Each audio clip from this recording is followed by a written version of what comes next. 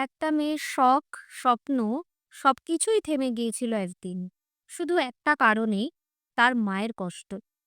শিখা হালদার, বয়স মাত্র ১৩। এই বয়সে যেখানে অনেক মেয়েই নিজের স্বপ্ন, শখ, রঙিন ভবিষ্যৎ নিয়ে ছুটে চলে, সেখানে শিখা নিজের সব ইচ্ছেগুলো একদিন নিঃশব্দে গুছিয়ে রেখে দিয়েছিল মায়ের কষ্টের আড়ালে।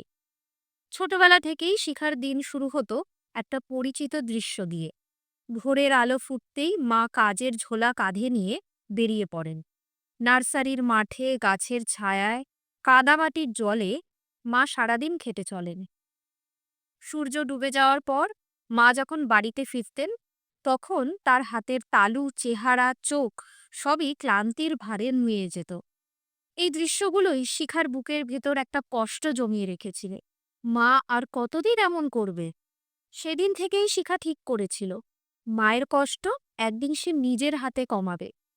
ক্লাস 9 পড়তেই সে ইচ্ছেটা বাস্তব রূপ নিতে শুরু করে।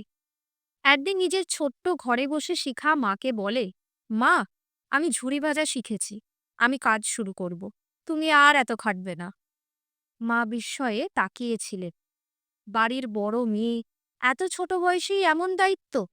কিন্তু শিখা থেমে থাকেনি। বাড়ির আঙিনায় একটা উনুন জ্বালিয়ে ২টি হাঁড়ি বসিয়ে শুরু হলো তাদের প্রথম ঝুরি ভাজা বানানোর কাজ। শিখার বাবা অন্য কাজে থাকলেও মেয়ের মনোবল দেখে তিনিও উৎসাহ দিলেন। বোন ও দিদির পাশে দাঁড়ালো, মাও হাত বাড়িয়ে দিলেন। সময়ের সঙ্গে সঙ্গে কাজ বাড়তে লাগলো, অর্ডার আসতে লাগলো চারিদিক থেকে। ভোর 4:30 উঠে তারা মেশিন ঘোরায়, বেসন মাখায়, শুকোতে দেয়। তারপর শুরু হয় ভাজার পালা। গরম তেলের পাশে ঘন্টার পর ঘন্টা বসে কাজ করতে করতে তাদের হাতের তালু শক্ত হয়ে গেছে। অনেক দিন খাবার সময়ও হয়নি ঠিকমতো, কিন্তু কেউ অভিযোগ করেনি। কারণ এই পরিশ্রমের প্রতিটি ফোঁটা ঘাম যেন মায়ের কষ্ট কমানোর তাই ভেজা। আজ প্রতিদিন প্রায় ৫০ কেজির মতো ঝুরি ভাজা তৈরি হয় তাদের বাড়িতে। একটা সময় যে মেয়েটা পড়তে খেলতে যেত, সেই শিখাই আজ সংসারের অন্যতম ভরসা।